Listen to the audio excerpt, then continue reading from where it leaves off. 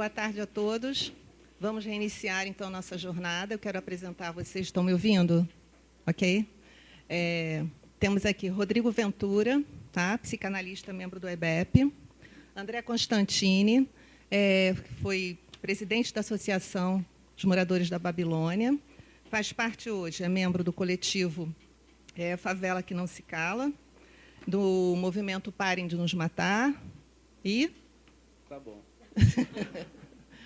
Agna Farias aqui, que é do EBEP, psicanalista do EBEP de Juiz de Fora. E o Rodrigo Reis, também psicólogo, psicanalista do EBEP. Não é psicanalista do EBEP, sinto muito. Do SES de Juiz de Fora, certo? Então, nós vamos começar a nossa fala aqui com o André Constantini. Ok? Vamos lá, André.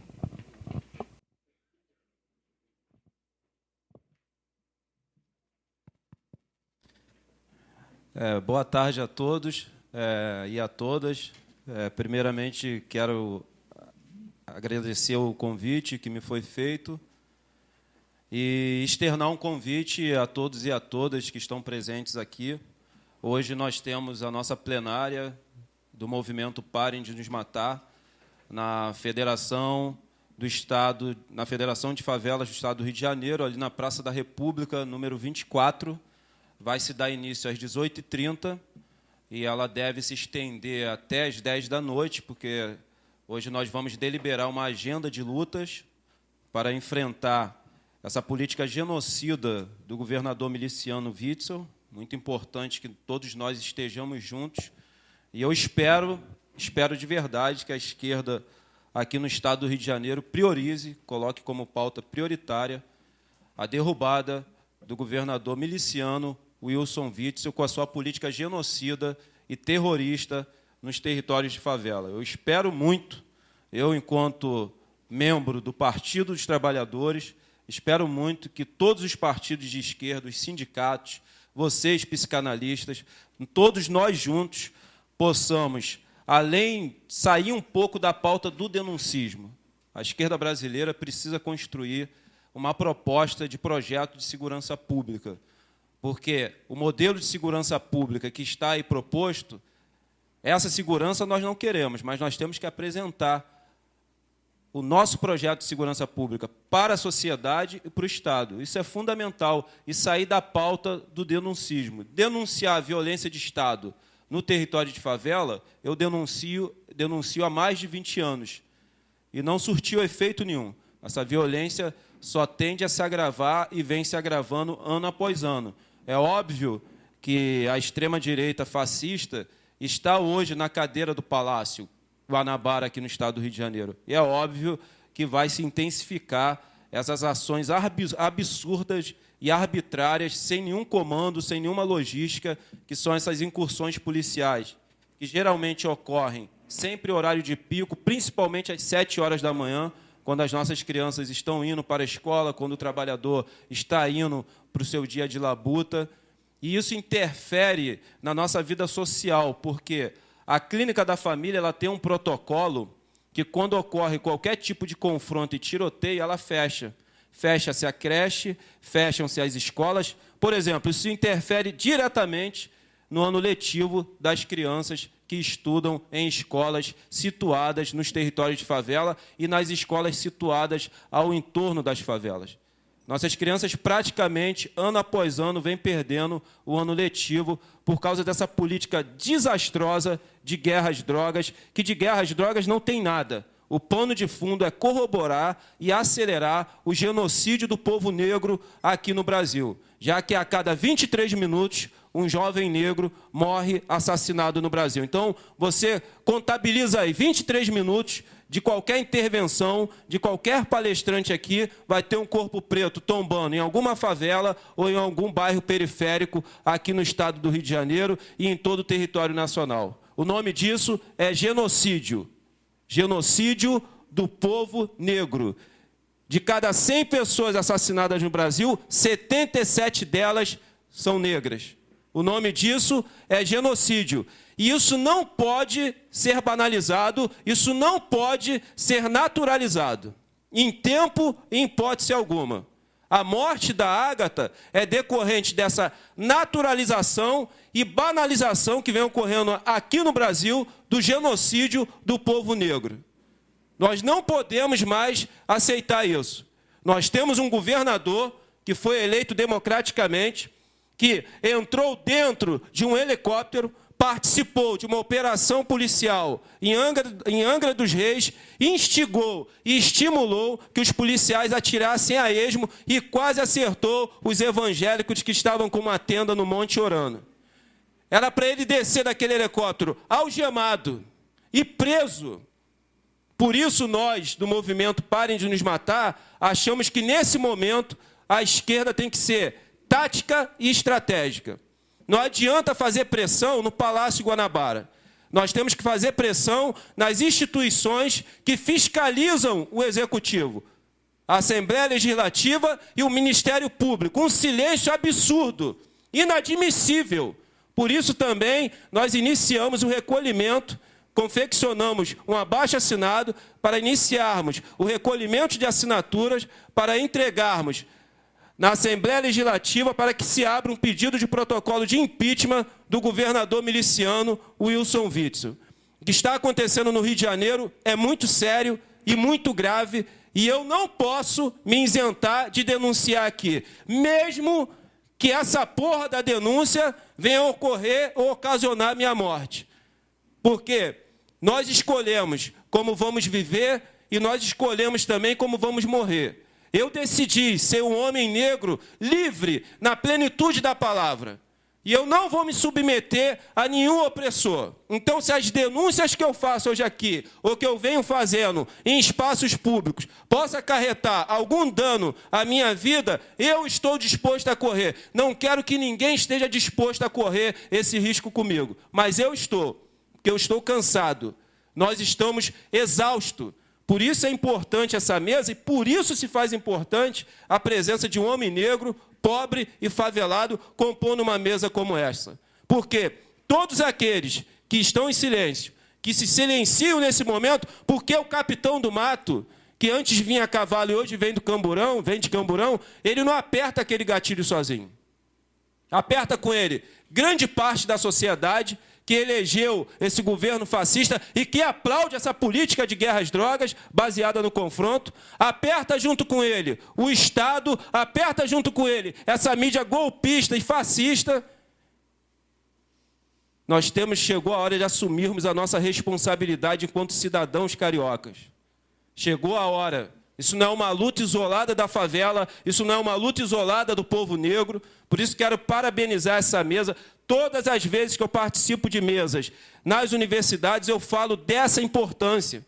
Porque eu fui no Encontro Nacional de Estudantes de Direito na Bahia, e eu falei, daqui, depois de formados, vai sair os futuros desembargadores, os futuros juízes, os futuros promotores, que amanhã estarão com uma caneta em suas mãos, provavelmente, cotidianamente, decidindo a vida de jovens negros.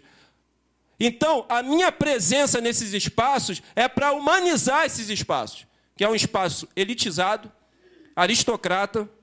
O direito é aristocrata, assim como a medicina.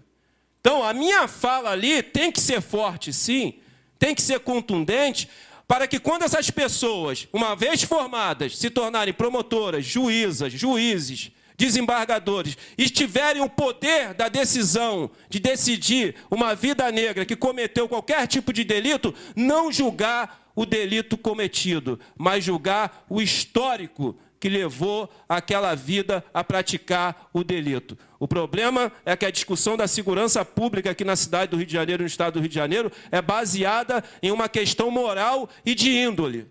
É muito fácil falar que aquele varejista de droga, que está com um fuzil na mão, vendendo droga muitas das vezes para destruir o seu próprio povo, foi falta de caráter, porque não foi vender bala. É isso que a classe média, na sua atual conjuntura e quase de forma hegemônica, constrói essa narrativa. Não é uma questão de pauta moral, não é uma questão de índole e nem de caráter. A questão da criminalidade está vinculada direta a uma questão social. Por quê? Após a falsa abolição da escravatura aqui no Brasil, porque foi isso que ocorreu, O Estado brasileiro não criou nenhum tipo de lei para integrar o negro à sociedade. Pelo contrário, em 1850, ele cria e institui a Lei de Terras. 13 de setembro de 1850.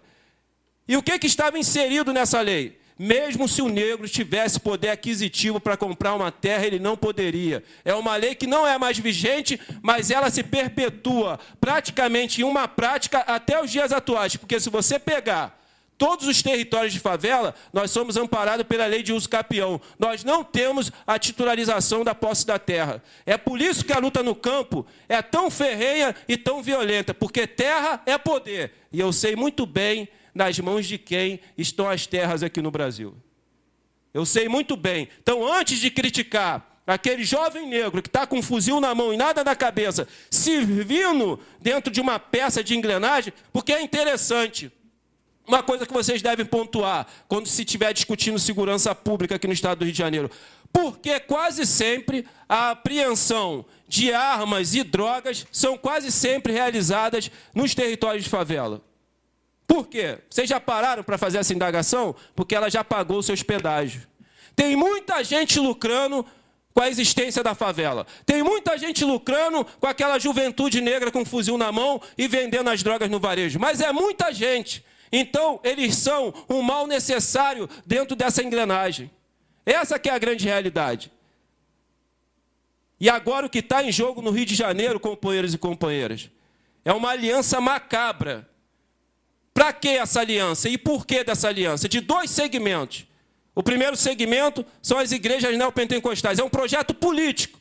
A expansão e o crescimento. Só esse ano em São Paulo foram abertas mais de 2.500 igrejas.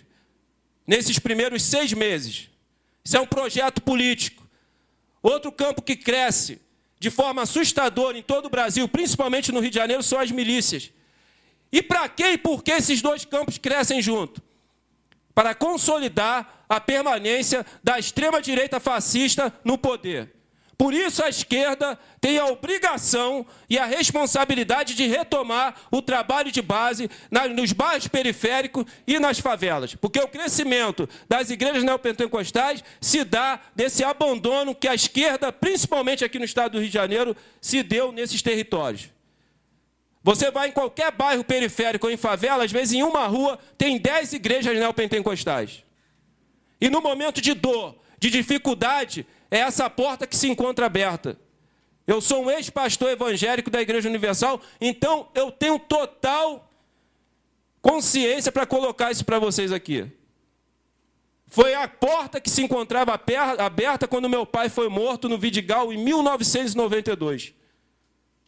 Morreu com 3 tiros na cabeça. Meu pai era um varejista de drogas. É importante pontuar isso aqui. O traficante, ele não está na favela.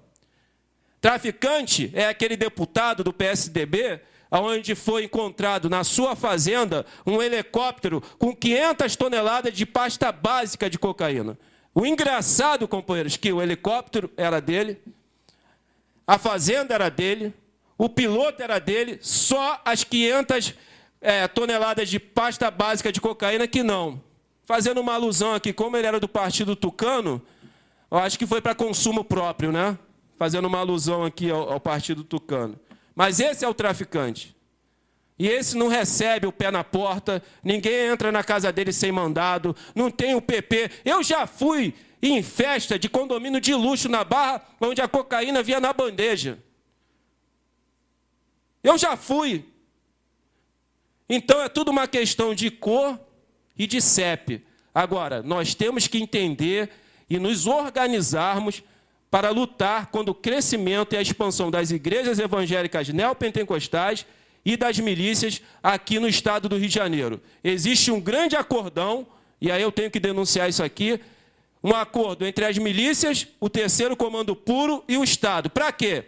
Para banir e para extinguir o Comando Vermelho. Vocês podem perceber, nas incursões policiais que vêm ocorrendo, são sempre nas favelas controladas pelo Comando Vermelho, principalmente na favela de Vila Kennedy, porque lá está concentrado todos os varejistas de droga do Comando Vermelho que foram expulsos das favelas de Nova Iguaçu, ali do Rola, do Antares, eles estão lá concentrados para retomar essas favelas. E a outra favela, que é um sonho da milícia aqui no estado do Rio de Janeiro, é a Cidade de Deus. Isso é muito sério, isso é muito grave. Vai se levantar uma bandeira de paz após a extinção do Comando Vermelho, que vai durar muito pouco tempo, porque a ideia é entregar na mão das milícias. E você não faz política em área controlada pela milícia. Eu faço em área controlada pelo ADA, Comando Vermelho e 3º Comando Puro. Não se faz política em área controlada pelas milícias. Isso é um projeto de poder que está dado aí, que precisa ser denunciado e enfrentado pela esquerda brasileira. Já passou do tempo de nós nos organizarmos para enfrentarmos isso. Isso é muito crucial. Outra coisa que eu queria pontuar aqui foi o enfraquecimento das instituições aonde aglomeravam-se as pessoas para a realização das frentes de luta. Por exemplo, os sindicatos, os partidos políticos, as pessoas não enxergam mais o partido como um espaço de mobilização de massa, as associações e federações de favela. E isso vai ocorrer o quê? As pessoas passam a se organizar em outros espaços. E aí cria-se aqui no Rio de Janeiro nichos de militâncias, mas nichos com diversos vícios. E aí o que ocorre? Ocorre isso. Hoje nós temos uma plenária na Fafed, construída há 3 meses, e nós temos no mesmo dia um ato no Alemão. As duas coisas são importantes, mas nós poderíamos estar trabalhando em conjunto. Por isso que a nossa tática e estratégia não é fazer uma marcha até o Palácio, mas é fazer uma pressão nas instituições que fiscalizam o Executivo, porque eu quero lograr êxito na nossa luta. A nossa luta tem que nos trazer resultado, porque o favelado ele quer simplesmente parar de morrer. Eu não quero novas Ágatas. Até quando? Até quando? E aí, vocês têm um papel crucial também, enquanto psicanalistas, para a realização de trabalho nesses territórios, mas antes dessa realização, realizar um trabalho intenso com a militância de favela. Porque depois de vários anos eu estou indo na psicanalista. Sabe por quê? Eu não durmo mais. Sabe por quê? Essas denúncias que eu faço, meu celular é grampeado, eu sou ameaçado de morte, eles falam que vão me matar. Sabe por quê? Chega uma hora, isso cobra do corpo. Aí sabe por quê? Chega uma hora, você não aguenta mais falar do que eu estou falando aqui. Eu queria muito, e vai chegar o dia de eu retornar aqui e recitar poesia para vocês. Queria muito, mas a poesia que eu recito aqui hoje são os versos das denúncias que eu sou obrigado a fazer, com a responsabilidade política que eu tenho. Então vocês têm um papel preponderante, mas é cuidar primeiro da saúde mental da nossa militância.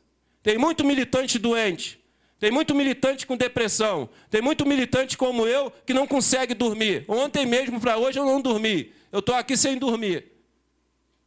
Não se faz revolução sem revolucionários. A gente tem que cuidar da nossa militância. Isso é fundamental. É muita cobrança e pouco cuidado, pouca ajuda e pouca preocupação. Isso é muito sério. Meu tempo está encerrando, companheiros. Eu queria muito falar disso aqui.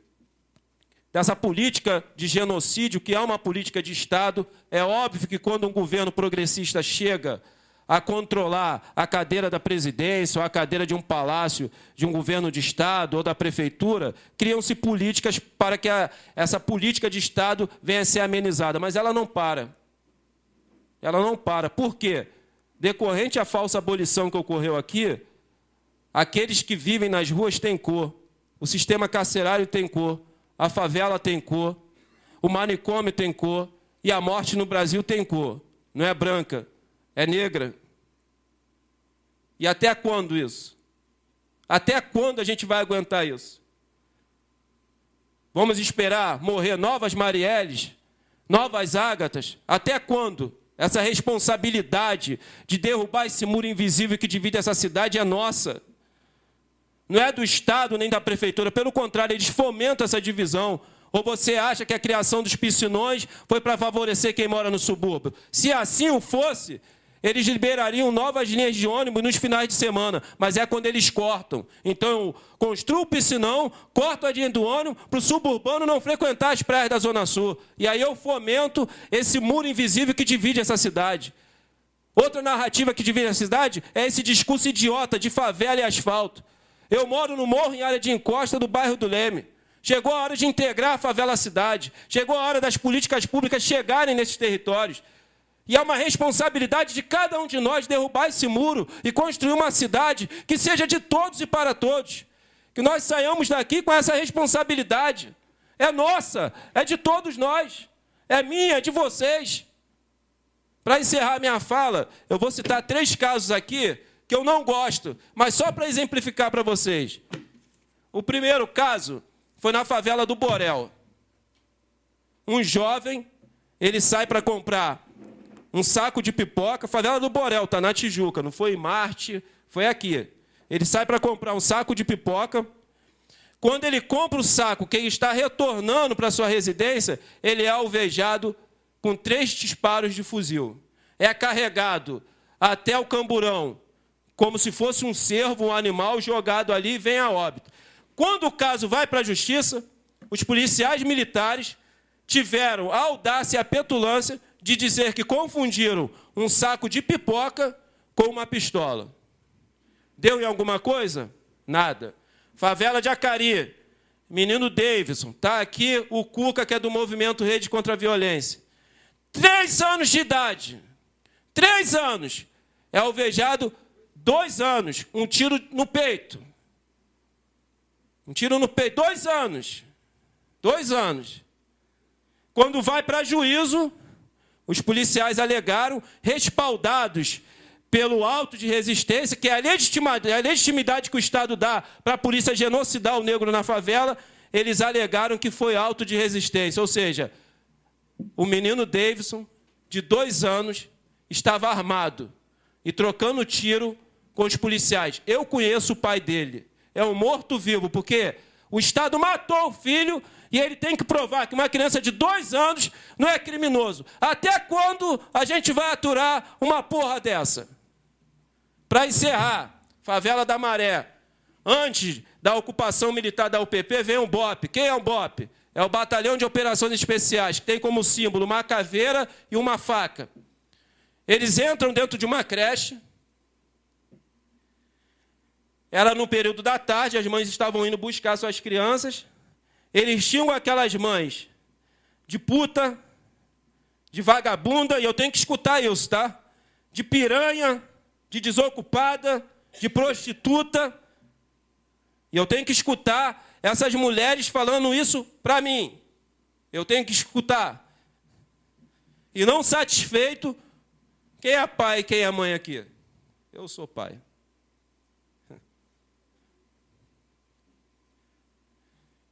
Não satisfeitos com toda essa humilhação e esse processo de desumanização daquelas mulheres, eles pegam, porque quando você leva a criança para a creche, você leva a fralda na bolsa. Eles pegam e têm a coragem e a petulância e em um ato desumano de revistar a fralda das crianças. Mas aí não era a fralda da bolsa,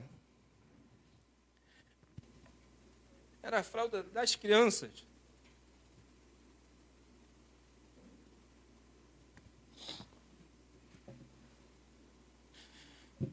Então, assim, você vai ouvindo isso, só se você não for humano. Mas isso são centenas de casos que eu podia ficar aqui com o Cuca contando para vocês que a gente sofre todo dia. Todo dia. Então, o que eu venho pedir a vocês é isso. A responsabilidade é nossa. Sabe? Para que isso pare de ocorrer. Para que a gente tenha outra cidade, que a gente possa construir outro Brasil. Eu não queria estar contando isso, mas vocês precisam ouvir. Então, não vamos abaixar a cabeça. Eu estou aqui representando a minha ancestralidade. Eu estou aqui honrando aqueles que derramaram o seu sangue para que hoje eu estivesse livre. E outra coisa, companheiros e companheiras, para encerrar, vamos de fato dar as mãos. Esse é o momento de estarmos todos juntos. Conte conosco, Movimento de Favela. Vamos estreitar os laços, vamos construir mais juntos, vamos dialogar. E eu tenho certeza que nós vamos construir um novo Brasil. Eu tenho certeza. Então, viva o Brasil, viva a democracia e Lula livre, porra!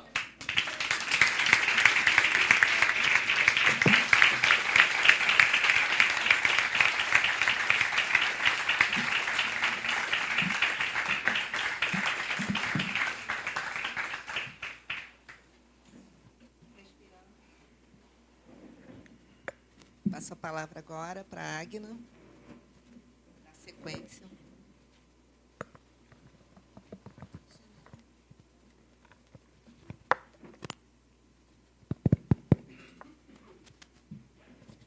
Boa tarde a todas e a todos presentes.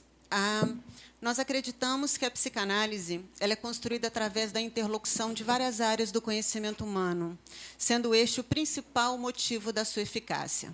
Nesse sentido, agradecemos à comissão organizadora do evento não apenas pelo aceite do nosso trabalho, mas por manter este espaço aberto para a construção e a circulação de conhecimento e de afetos, o material de trabalho que utilizamos para contribuir com a parte que nos cabe no atual retrocesso que nos encontramos.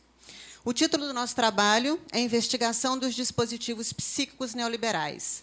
Acreditamos que este trabalho vai ao encontro do tema da jornada, porque o neoliberalismo não se sustenta em um Estado democrático de direito.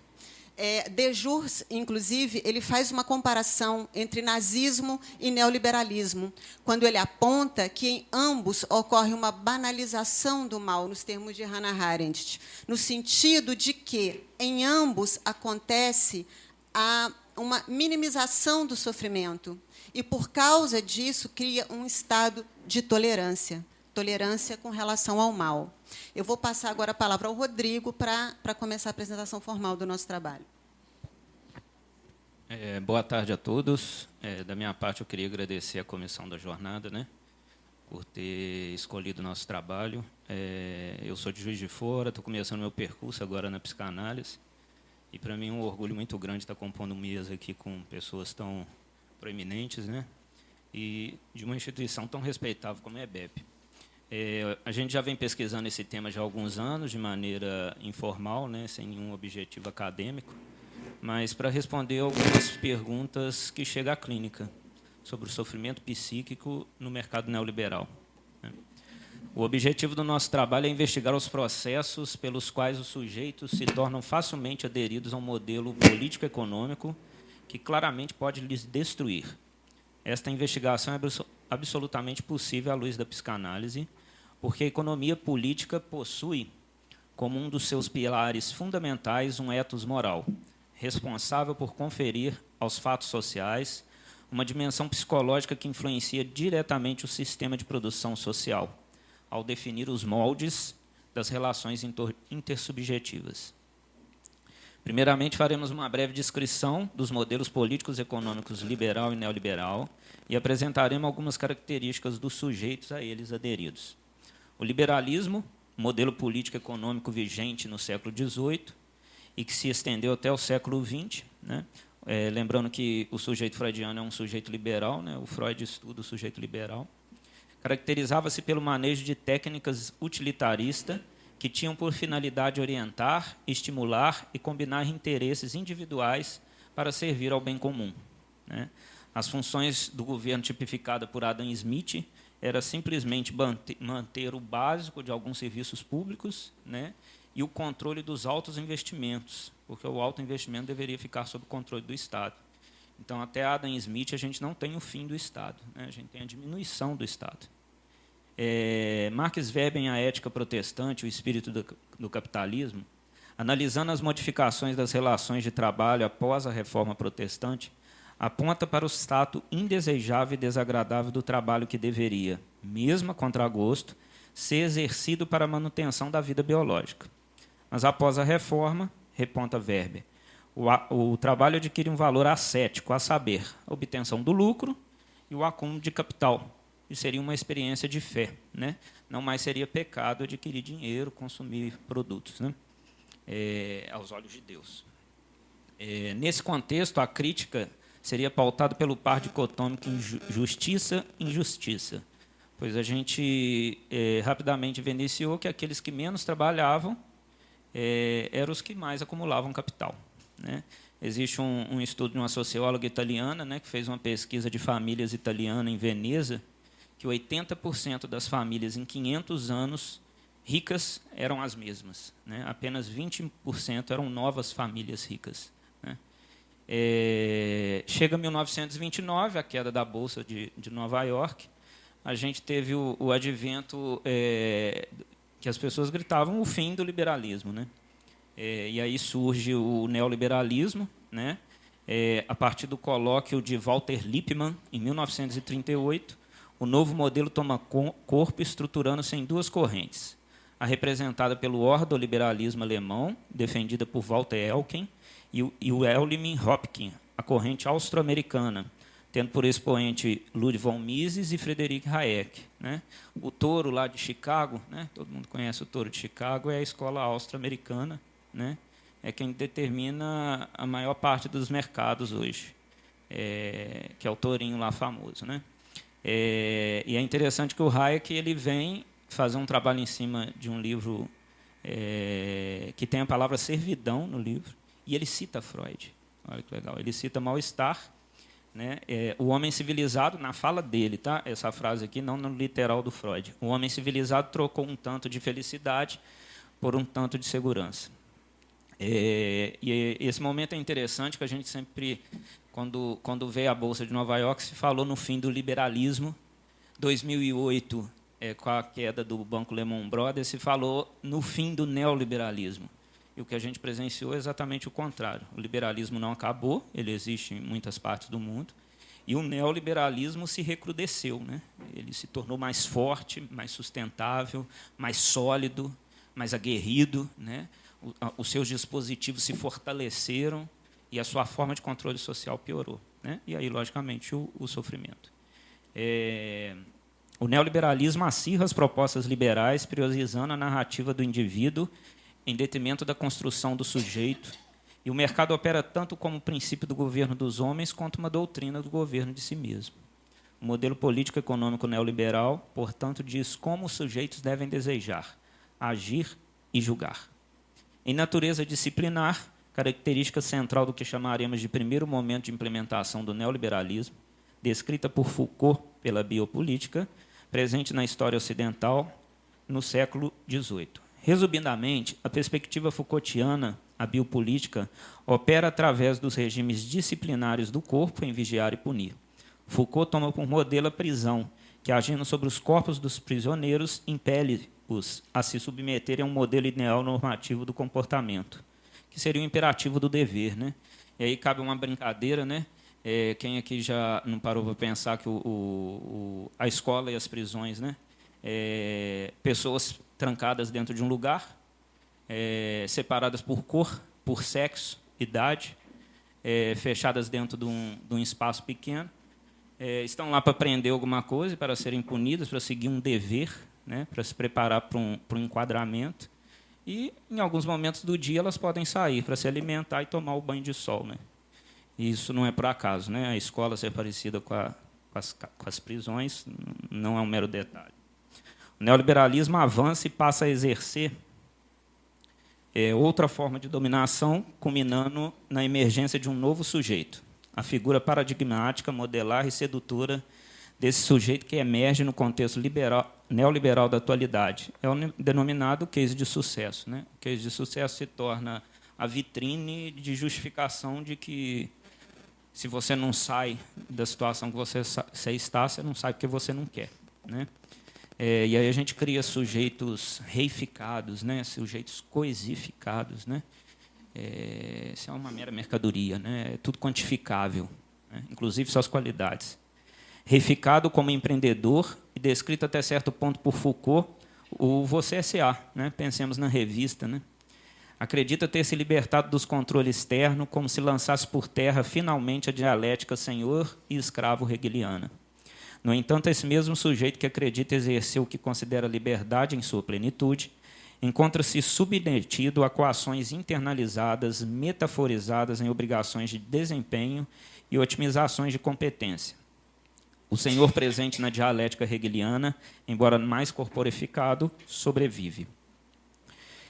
Se considerarmos as perspectivas weberiana e Foucaultiana insuficientes, aí a gente precisa avançar, que é o ponto central, o ponto focal da nossa pesquisa, no Byung-Chul Han, que é um filósofo sul-coreano, né, que está muito em moda. Ele é professor da cátedra de Leipzig, na Alemanha, e Lux Boltanski e Eve Apelo, que traz novas perspectivas para a gente investigar esse campo, né? O Foucault fica na questão da biopolítica. O Byung-Chul Han vai trazer a psicopolítica. Citamos: é a técnica de dominação que estabiliza e mantém o sistema dominante através da dominação e do controle psicológicos, através da chamada otimização mental. Otimização esta operada através da positividade do imperativo você pode. A disciplina agora é mental, produzindo não mais corpos dóceis, mas mentes dóceis. Citamos Safatli literalmente: o modelo de circulação social não é mais sobre repressão e punição, mas diz ao sujeito do que ele é capaz de fazer, até onde ele é capaz de ir. Essa frase aqui é interessante, porque depois da fala do nosso amigo, né, como assim o sistema não é mais sobre repressão e punição? É porque a gente não tem uma sociedade tão linear, né? A gente tem sujeitos vivendo nessa situação e a sociedade está se misturando, né? A pulsão está correndo para tudo que é lado. Agora a gente vai passar para a Agna, que a Agna vai continuar.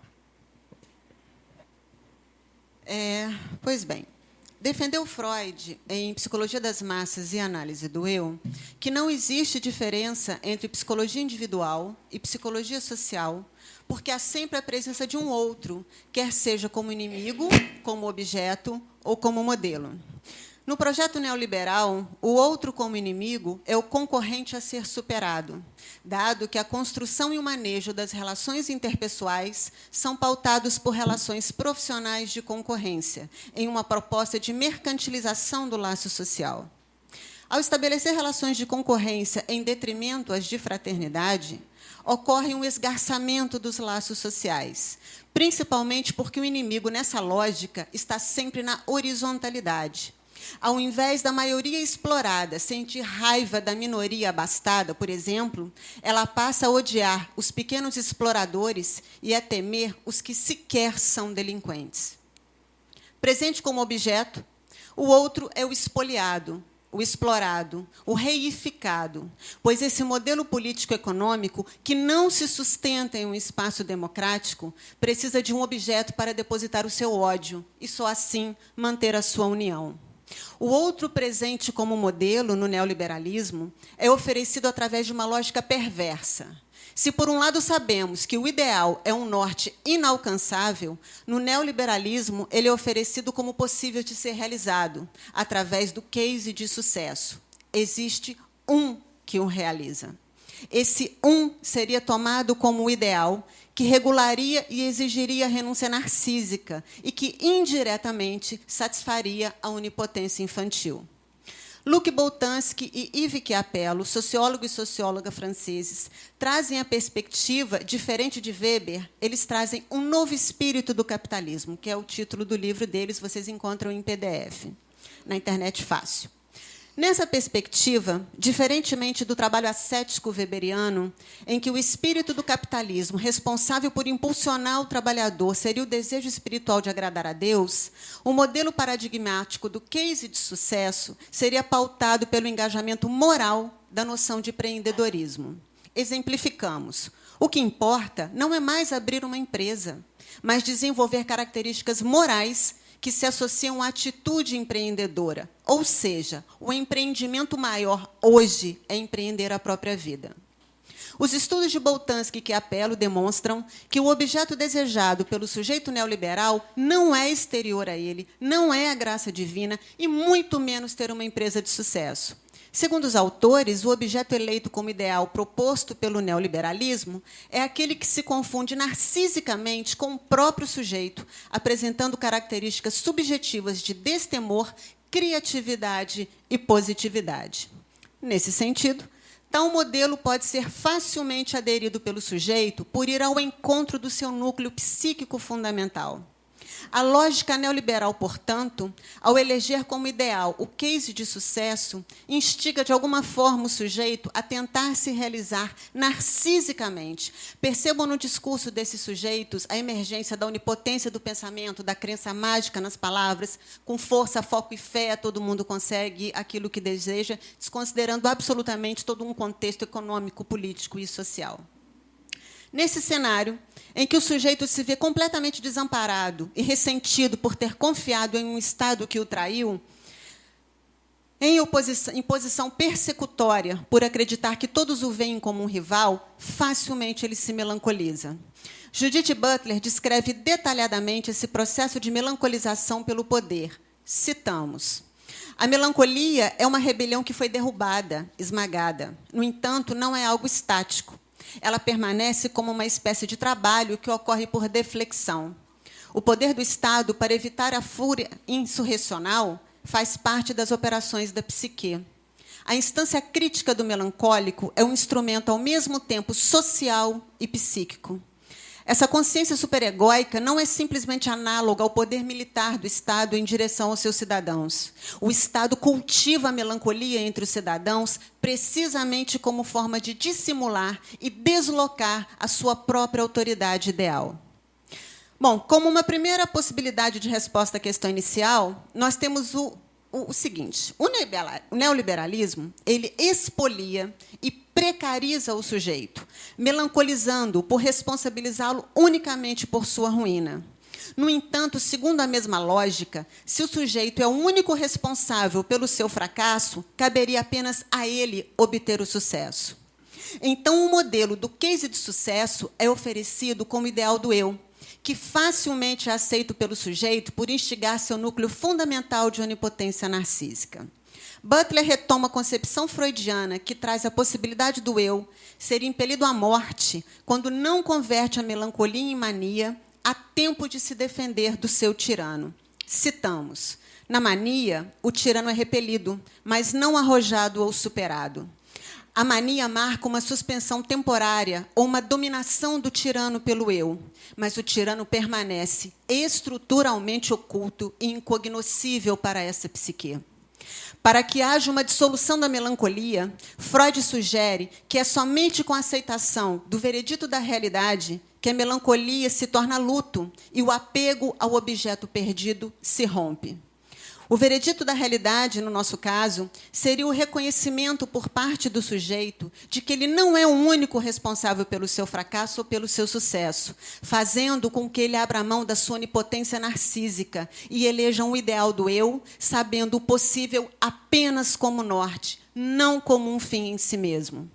Para que tal processo ocorra, apostamos em um outro elemento fundamental da constituição do psiquismo, o resto que não cede aos processos civilizatórios. Sabemos que só nos tornamos sujeitos graças a uma clivagem que mantém um núcleo inalterado, um núcleo que não obedece, pois o processo de humanização não ocorreria se a obediência fosse incondicional. Uma vez que o sujeito se reconheça apenas como coautor de sua precarização, poderá se voltar para o objeto, agora reconhecido como externo a si, com a mais absoluta desobediência. Foucault insistiu até sua morte que a única questão que, ao ser respondida, poderia trazer efetivas modificações sociais não era mais sobre justiça e injustiça, mas sim sobre obediência e desobediência. Foucault defendeu que o problema não está em quem governa, mas em quem é governado. Segundo ele, somos governados demais, obedecemos demais. O tirano, não mais internalizado, agora identificado pelo sujeito como exterior a si, precisa ser repelido pela desobediência. O filósofo Frederic Gross defende o desenvolvimento do que ele chamou de democracia crítica, que provocaria uma tensão ética em cada pessoa, no sentido de não mais distinguir o público do que é exterior a nós. A democracia crítica não seria um regime político, mas, citamos, a estruturação ética do sujeito político. Gross diferencia o espaço exterior a nós do nosso si político. Esse si político é, segundo ele, citamos, nosso poder de juízo, capacidade de pensar, nossa faculdade crítica. É com base nesse ponto que em nós nasce a recusa das evidências consensuais, dos conformismos sociais, das ideias pré-fabricadas. Esse recorrer ao si político como provocador de desobediência só pode ser eficaz, segundo Gross, se sustentado por um coletivo, articulando ações conjuntas que norteariam projetos futuros. A essa articulação, Gross nomeou dissidência cívica.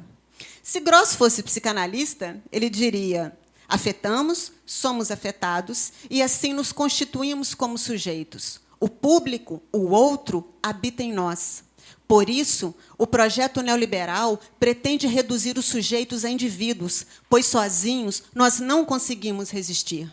Finalizando, dando voz a outro historiador, cientista político e ativista, Howard Zinn, que também defendeu a desobediência, citamos: a desobediência civil não é o nosso problema. Nosso problema é a obediência civil. Nosso problema é a obediência das pessoas quando a pobreza, a fome, a estupidez e a guerra e a crueldade assolam o mundo. Nosso problema é que as pessoas sejam obedientes, enquanto as prisões estão cheias de ladrõezinhos e que os grandes bandidos estão no comando do país. Esse é o nosso problema. Problema este que pode ser solucionado com coragem, com altivez, através das armas da psicanálise, que, ao afirmar o desamparo, única condição de possibilidade, transforma a demanda de amparo em demanda política. Muito obrigada.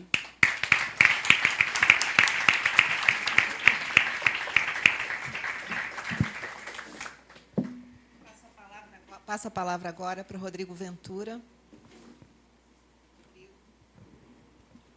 Boa tarde a todos.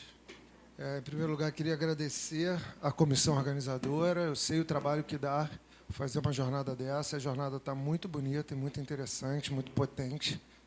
Agradecer pelo convite também. E hoje, o título da minha fala é: qual é a nossa responsabilidade frente ao frágil no fronte? É uma alegria estar aqui com os colegas, com o Constantini. Nós fazemos parte de uma mesa chamada Responsabilidade Ética Diante das Vidas Precárias. Só estou citando isso, que eu inicio a minha fala dialogando com esse título, né? Diferente da moral, a ética se dá sempre na dúvida, fora dos códigos, além das referências e longe das receitas. Nunca está dada ou pronta. Sempre por se fazer, a ética é um tatear na penumbra, um salto no escuro. Estamos vivendo tempos muito sombrios e, mais do que nunca, é fundamental usar a bússola, ou melhor, a bengala de cego da ética, para nos guiar rumo a um lugar outro. A ética se dá sempre nos campos da ação e da alteridade. Falar de responsabilidade ética é quase um pleonasmo. Toda responsabilidade é de saída ética ou é mera irresponsabilidade. Toda responsabilidade é de saída um agir na direção do outro ou é apenas um discurso vazio. E estamos todos fartos de blá, blá, blá. Já passou da hora de sairmos do nosso aquário de linguagem, abrindo passagens ao ato, não como conceito ou fenômeno clínico, mas como movimento e vigor capaz de enfrentar e resistir à necropolítica que visa eliminar as vidas frágeis no fronte. Vivemos uma guerra urbana. Os dados e os fatos falam por si. De uma guerra que não se passa mais lá, mas que se passa aqui, em todo lugar. E nessa guerra tem muitas vidas que valem menos do que outras. Nem toda vida tem o mesmo valor, nem toda vida é digna de continuar viva nessa guerra que a gente vive. Ela distribui de maneira desigual a fragilidade, a precariedade e a vulnerabilidade da vida. E aqui uma pergunta se impõe: qual é a nossa responsabilidade de todos nós frente ao frágil nesse fronte? E aí eu cito aqui uma frase do Paul Ricoeur, que me inspirou a elaborar essa fala, que é: onde há poder, há fragilidade. E onde há fragilidade, há responsabilidade. Quanto a mim, diria mesmo que o objeto da responsabilidade é o frágil, o perecível que nos solicita, porque o frágil está, de algum modo, confiado à nossa guarda, entregue ao nosso cuidado. 2 conceitos, então, são fundamentais hoje aqui na minha fala: responsabilidade e fragilidade. Responsabilidade como uma resposta afetiva ao mundo, como algo do campo dos afetos e não algo do campo da razão. A responsabilidade não é um princípio racional, mas uma prática afetiva e efetiva que tenta lidar com a fragilidade da vida, que tenta deter a passagem da vida para a não-vida, ou para a vida nua, ou para a vida não passível de luto. A responsabilidade só é possível na apreensão do comum em meio à fragilidade. Como somos todos seres frágeis, vulneráveis, precários, esse é o nosso solo comum. E, por isso, temos todos uma responsabilidade frente ao outro, ao frágil, no fronte. E aqui algumas perguntas se colocam. Sou responsável apenas por mim mesmo? É uma espécie de cada um por si, Deus contra todos? Responsabilidade em relação a quem? Quem conta como quem? É apenas como eu que sou responsável? Ou é possível revelar um nós a partir desse eu? E de que nós estamos falando? Aqui vem à tona as noções de pertencimento e reconhecimento, ou melhor, de comunidade. Como lutar pela expansão daquilo a que nós referimos quando falamos de nós? Mais uma vez, a ideia de comum se estabelece, lembrando comum como que a diferença singular é apenas uma modulação de um comum imanente que atravessa todos nós. Reconheço só o que é parecido comigo ou o que está próximo de mim? Qual é a nossa responsabilidade em relação àqueles que não conhecemos ou que são diferentes de nós ou que estão distantes? Contra uma ética paroquial e excludente, é fundamental borrar as fronteiras entre o próximo e o distante. O que é distante ou próximo? Ou está muito longe e eu fico indiferente, ou está muito perto e é insuportável para mim. O resultado é sempre o mesmo, eu não me responsabilizo. O sujeito que sou está ligado a todo sujeito que não sou. A vida é sempre e de saída relacional. Parafraseando Sartre, a coexistência precede a existência. A vida só é uma vida em meio a outras vidas. A vida só é se for coletiva. Só nos tornamos reais ao tornar reais outras existências. Só existimos fazendo existir. Eu sou sempre um porta-existência de qualquer outro. Por conta da nossa incompletude existencial, a vida se passa sempre entre, acontece nas relações e habita as zonas de vizinhança. Precisamos experimentar a inapropriabilidade da vida, alargar os limites da vida própria. A ideia de minha vida sufoca qualquer outra vida. Nossas vidas não dependem do policiamento das fronteiras e das ruas, mas sim do reconhecimento de nossa estreita relação e interdependência com os outros. Há um entrelaçamento e uma mistura das vidas. Não importa o quanto alguém tema pela própria vida, mas preservar a vida do outro é fundamental. Citando Butler, porque quem eu sou não é nada sem a sua vida, e a própria vida deve ser repensada como esse conjunto de relações com o outro. Continuo citando ela. Se destruo o outro, estou destruindo aquele de quem dependo para sobreviver, e, portanto, ameaço minha própria sobrevivência com meu ato destrutivo. Então, a responsabilidade surge apenas em relação a um você real, material, de carne e osso, a um você vivo. Mas se não há você, ou se você não pode ser ouvido nem visto, ou se você não tem valor, ou se você está morto, então não há relação ética, só relação de violência. A violência da necropolítica começa quando se perde o você, seja com posturas de perseguição, ou de exclusão, ou de expulsão, ou pior, de abate. O eu se desfaz sem o você. Do sujeito solitário ao sujeito solidário, que habita um solo comum com todo e qualquer você. Mas para isso é urgente experimentar novos regimes de sensibilidade e visibilidade, para se ver e sentir o outro quase imperceptível da vida nua. O que permite que uma vida se torne visível e o que nos impede de ver. A guerra, essa guerra que todos nós estamos vivendo, mina nossa capacidade de perceber e sentir. Mas como ampliar a nossa sensibilidade? Se embrutecemos cada vez mais diante de uma realidade quase insuportável que vivemos e, anestesiados, nos acostumamos com tamanha violência.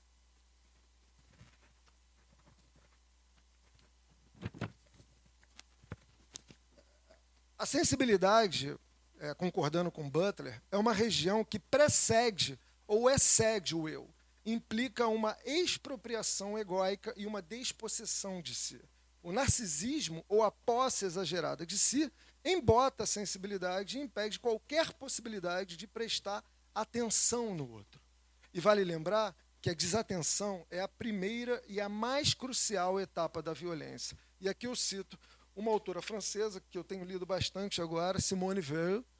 Nós que vemos o outro nas garras da aflição, nós somos obrigados, primeiro e acima de tudo, a prestar atenção. E é em cima desse conceito de atenção que eu vou desdobrar a minha fala agora. A atenção nada tem a ver, para essa autora, com a contração dos músculos do corpo, com o franzir da testa e a concentração em si mesmo. A atenção de que nos fala Simone Weil nos convida a ultrapassar aquilo que chamamos de eu e a jogar luz para o que está fora de nós. Assim como acompanhar dia a dia o crescimento de uma planta em suas pequenas e contínuas mutações, não para ter noções de botânica, mas para, ao sair de si mesmo, alegrar-se com uma vida que não é sua. Para poder escutar e ver os sinais do mundo, é preciso cortar as correntes que nos prendem a nós mesmos, tornando-nos disponíveis e permeáveis ao outro, da primeira pessoa do singular para a terceira pessoa do plural. Menos eu, mais mundo. Uma atenção flutuante que tira meu eu da frente e me torna poroso, mas não ao discurso, e sim à vida do outro. Uma atenção flutuante que não seja refém da linguagem, mas sensibilidade ativa à matéria viva do mundo. Em tempos tão individualistas, em tempos de hiperinflação do eu, onde tudo que não seja espelho é desconsiderado, vivemos realmente uma epidemia de déficit de atenção. Mas não essa atenção em si e em sua própria vida que se tenta curar com medicação psiquiátrica, mas sim uma atenção ao mundo, uma atenção antinarcísica. Simone Weil nos recomenda aguçar nossas faculdades sensíveis para entregar-nos ao que é secreto, silencioso, quase invisível, inexistente. É o que a pensadora francesa chama de atenção criadora, e que consiste em prestar atenção aos que são inexistidos pela necropolítica vigente, ou seja, aos frágeis do mundo. Mas, para isso, temos que expandir o campo do visível para que possamos ver até mesmo aquilo que não sabemos nomear, que escapa ao domínio da linguagem e do registro do simbólico. Como diria Fernand Deligny, o humano é gesto e forma antes de ser linguagem. Estar atento ao outro para dar o seu lugar singular e não um lugar já sabido antecipadamente. Aqui, a atenção se opõe ao desejo classificador. O olhar desapegado não quer se apropriar, rotular, diagnosticar. Citando Simone Weil, o método para compreender os fenômenos seria não tentar interpretá-los, mas olhá-los até que jorre luz. Estar atento é como comer, lembra-nos a pensadora francesa. Atingir as coisas em sua presença real, consistente, diferente de nós, e digeri-las, mas comer com os olhos, sem destruir. Uma espécie de atenção antropofágica. Lembrando aqui Oswald de Andrade, só me interessa o que não é meu. Lei do homem, lei do antropófago. O seu digerido será nosso, o meu e o seu devorados serão outros. E, citando mais uma vez a Simone Weil, a plenitude do amor ao próximo é simplesmente ser capaz de lhe perguntar: qual é o seu tormento? É saber que o infeliz existe, não como uma unidade numa coleção, não como um exemplar da categoria social etiquetada infelizes, mas enquanto homem exatamente semelhante a nós, que foi um dia atingido com uma marca inimitável pela infelicidade. Para isso, é suficiente, mas indispensável, saber pousar sobre ele um certo olhar. Este olhar é, em primeiro lugar, um olhar atento, em que a alma se esvazia, tal como ela é, em toda a sua verdade. Disto só é capaz aquele que é capaz de atenção. Fecha a citação. Né? Mas, acima de tudo, a atenção é um olhar capaz de agir sobre a realidade. É a partir de um olhar atento, esvaziado de si e sensível ao mundo, que um campo de ação é possível de se abrir.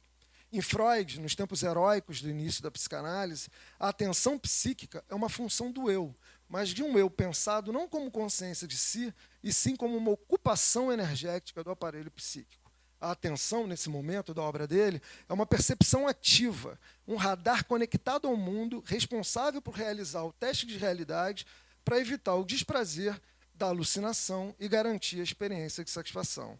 A atenção, então, é um esforço para garantir a presença do outro, responsável pela ação específica, capaz de encontrar os destinos para o meu acesso pulsional. A partir da ação do outro é que minha geografia subjetiva e meu relevo psíquico se constitui. É no campo da ação e da alteridade que nascemos como sujeito. Prestar atenção no outro para poder agir no mundo, desde o início, é uma questão de vida ou morte. Onde nos perdemos disso? Quando perco minha capacidade de prestar atenção no outro, quando o mundo vai ficando sem cor, chegando mesmo à invisibilidade, a existência do outro vai perdendo seu contorno até um ponto em que eu não acredito em nada mais que não seja a projeção narcísica da minha própria existência. Enfim, a desatenção é a mãe da descrença no mundo e da paralisia indiferente frente ao sofrimento do outro. E acreditar no mundo, como nos diria Deleuze, é o que mais nos falta. Nós perdemos completamente o mundo, nos desapossaram dele.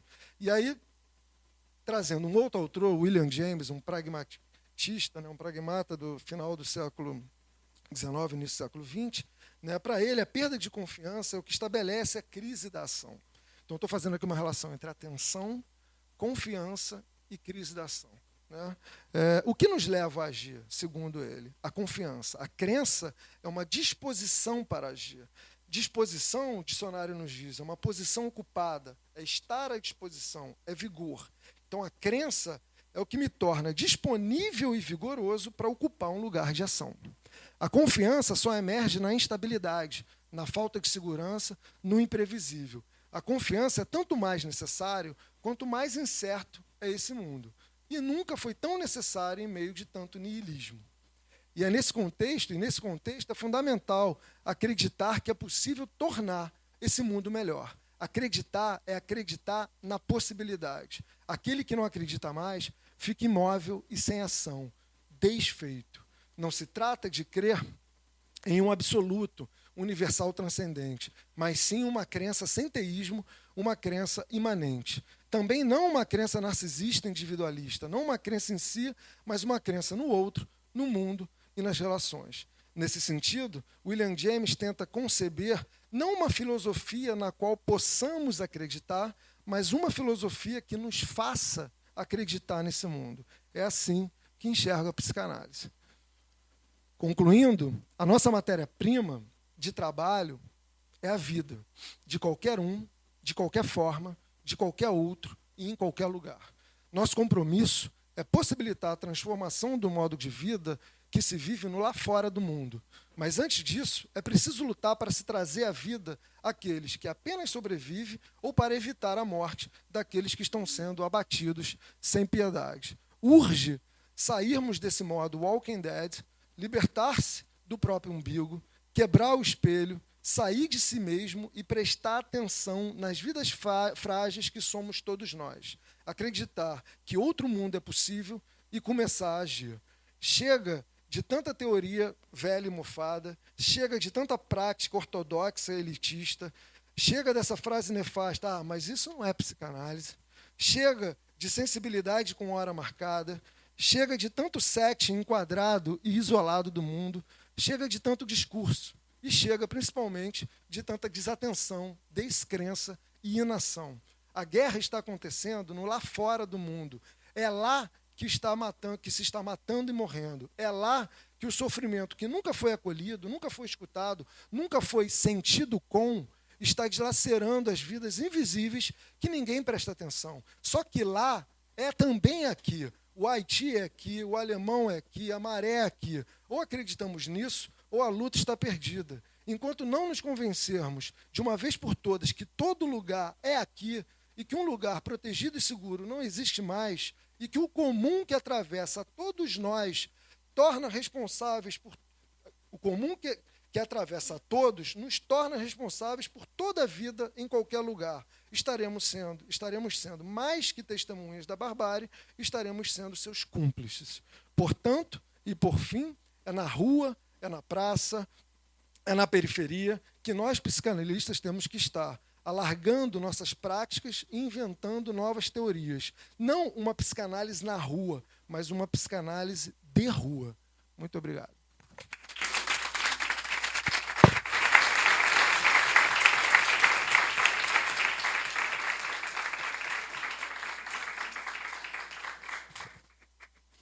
Bem, foi um prazer muito grande ficar aqui nessa mesa, fazendo essa moderação, né? Tudo que nós ouvimos nos leva a pensar em união. União e um esforço profundo, né? Porque é isso que é necessário nesse momento que o nosso país está vivendo, a nossa cidade está vivendo, a nossa gente está passando por muito sofrimento. Eu vou passar agora para vocês a palavra para começarmos o debate. Ok?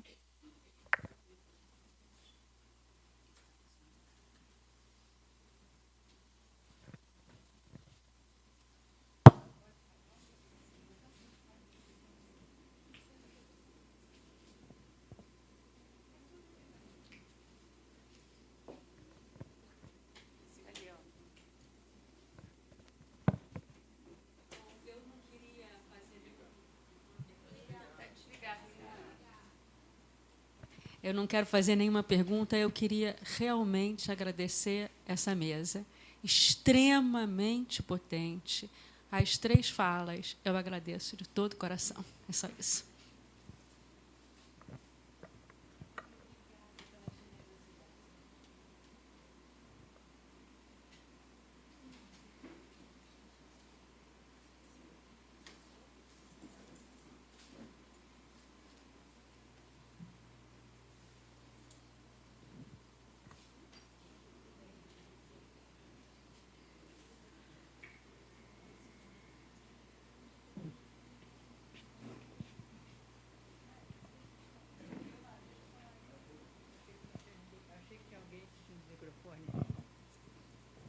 Oi, eu queria também agradecer a mesa, que foi muito interessante, muito forte, assim.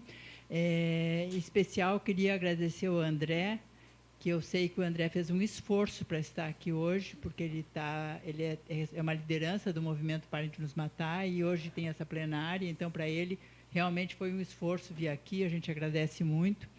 E eu acho, assim, só reforçando esse comentário, que eu acho que a gente tem visto desde a manhã essa necessidade de abertura da psicanálise para o espaço público, que eu acho que é a história da psicanálise nem sempre é das mais elogiáveis nesse quesito, né?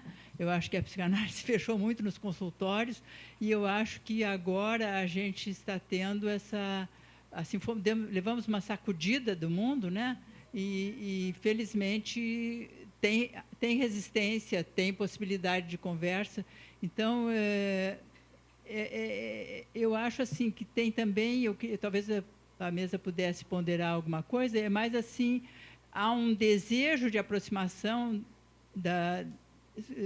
ultrapassando esses muros aí que o André definiu tão bem, mas há um aprendizado da gente de como fazer isso também, que eu acho que não é claro para ninguém. E, principalmente, eu acho que precisa se desconstruir uma ideia de que, e eu falo aí em meu nome, pelas minhas experiências recentes, de que você vai para algum lugar, uma favela que está numa situação como essa que o André descreveu, e você vai ajudar.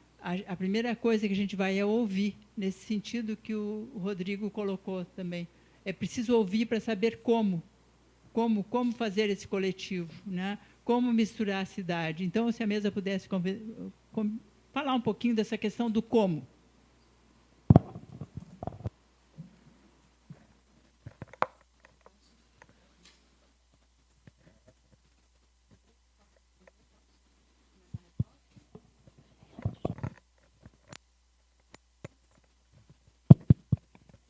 Foi? Foi? Obrigada pela pergunta, pela colocação, Leila. Eu me lembrei aqui de um evento que teve na PUC, onde estavam o Safatli, tinha mais 2 pensadores que agora me fugiram, enfim. E um rapaz se levantou e falou assim, olha, eu sou da periferia, eu vim estudar com muita dificuldade aqui na PUC, e eu gostaria de... A Marilena Chauí. E eu gostaria de saber quando que a academia vai deixar de olhar para a periferia só como um objeto de estudo. E me parece que a questão é exatamente essa, né? Num primeiro momento, o que tem me ocorrido é através de uma construção trazida pela Djamila, que é primeiro a gente entender qual é o nosso local de fala, né? O meu local de fala hoje, por exemplo, é da esquerda caviar. Então, eu acredito que eu tenho que primeiro me apropriar desse lugar para poder escutar o lugar do outro. E aí, em algumas tentativas que eu fiz de levar a psicanálise de outra forma, né, para o povo sofrido da periferia, eu entendi que, se eu não souber de qual lugar eu escuto, eu não vou escutar o lugar do outro. Eu vou começar a levar o meu referencial para o referencial do outro. Então, eu acredito que passaria por essa disposição de nós, num dado momento, para a gente poder estar lá. E outra, até mesmo repensar a própria condição da psicanálise com relação à psicanálise clínica. Eu tenho visto com muita simpatia, até com muita alegria, esse movimento de alguns profissionais, principalmente aqui do Rio, porque eu sou de Minas, né, de levar a psicanálise às praças. Então, eu acredito que isso seja possível, sim. É uma outra forma de escuta, é uma outra forma de intervenção, mas continua sendo psicanálise do mesmo jeito. Tá? Não sei se eu contribuí de alguma forma.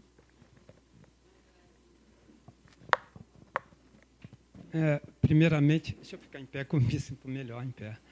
Primeiramente, agradecer à mesa, o André, né, a fala do André, que nos representa muito. Sou Luciano, da Rede de Comunidade e Movimento contra a Violência, também do Pare de Nos Matar, e estou vindo como conselheiro estadual de Direitos Humanos, e também familiar vítima da violência do Estado. Com grande preocupação que eu vou trazer aqui para vocês, que os drones, né, que tem aquela arma, um fuzil pendurado e uma câmera, que o governador chama de brinquedinho, semana passada está começando a chegar aqui no Rio. Está vindo de Israel, né? Com grande preocupação que nós, moradores de favelas, de comunidades, né, que já fomos vítimas também do Estado, ficamos muito apreensivos, porque quando os policiais cometem os abusos, as violações, os crimes, já é com muita dificuldade que nós levamos aos tribunais. Imagine esse brinquedinho que ele chama, né? Como que a gente vai identificar? Como que a gente vai levar para os tribunais?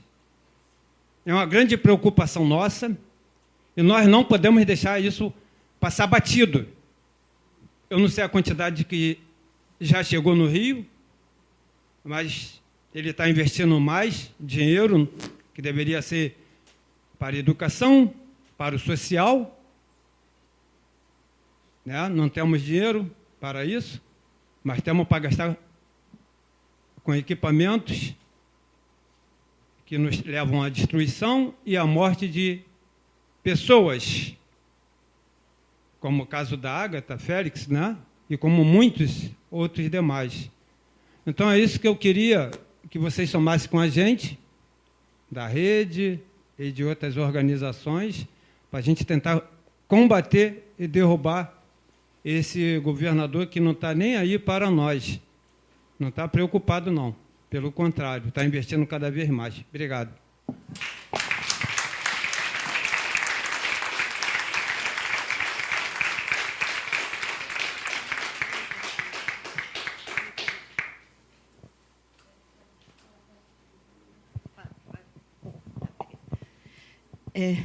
Bom, Priscila Magalhães, a gente esteve com o Cuca lá no EBEP, né? Falando exatamente dessa situação de guerra, né? E nos convoca a pensar juntos, porque não estamos ilusão se a gente achar que está fora, não? Que está mais protegido, ainda estamos, mas só ainda. Porque eu falava outro dia, quando vão chegar os drones? E já chegaram, né? Quando eu me arrepiava com os helicópteros que passam por cima e sabe que se vai metralhar ali do lado, né? Eu não suporto mais o ruído, o tec-tec dos helicópteros. Imagina quem está lá, né? E a gente está do lado, está fora. Mas a gente está sabendo que não é só as favelas, é as universidades, é o pensamento. Isso vai chegar, né? Já está chegando e vai chegar com mais força, né? Então, a gente vai precisar... Quando os índios dizem que eles resistem há 500 anos e que talvez eles possam nos ensinar algumas coisas, a gente também vai precisar da experiência de vocês, né?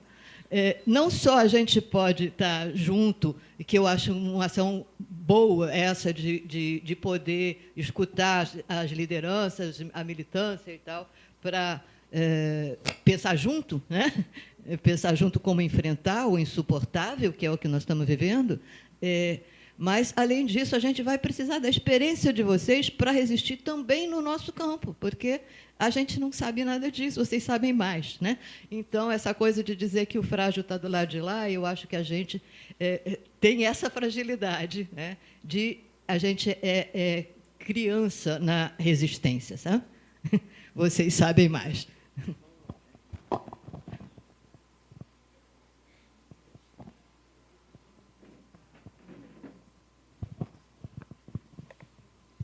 Boa tarde, eu sou Bianca Dantas, psicanalista, trabalhadora de saúde mental do SUS. Eu fiquei muito emocionada nessa mesa, me peguei até chorando em várias falas e queria dividir um pouco com vocês também os meus anseios. Eu estou na rede há 19 anos e acho que esse é o momento mais difícil como trabalhadora do SUS, porque está havendo um projeto de desmonte, né, de tudo que é público, e isso nos atinge diretamente.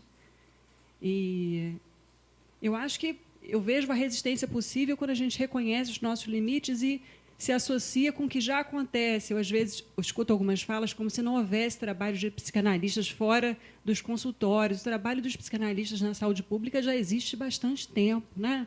E é bastante sofrido, precário, mas existe e resiste, né? E não acho que o trabalho agora de quem está saindo dos consultórios, a despeito desse, acho que tem que ser junto com esse. É até interessante que as pessoas que queiram fazer um trabalho no terceiro setor, ou de uma maneira mais autônoma, se aproximem da rede de saúde mental da cidade, entendam como é que a gente já se articulou, como é que a gente se articula também com a estratégia de saúde da família, com os consultórios na rua, né, que é fundamental. A gente não consegue entrar numa comunidade sem falar com os agentes comunitários, por exemplo, né, que são aqueles que promovem a acessibilidade, são aqueles que conhecem a realidade, né? A gente não chega e se aproxima de uma pessoa que está em situação de rua e vai lá e chega sentando. Você tem que saber como se aproximar. Mas, assim, existem muitos trabalhos e acho que todo mundo que queira chegar é muito bem-vindo, mas acho interessante assim reafirmar que o SUS existe e que os psicanalistas já estão há algum tempo fazendo esse trabalho. É isso que eu queria falar.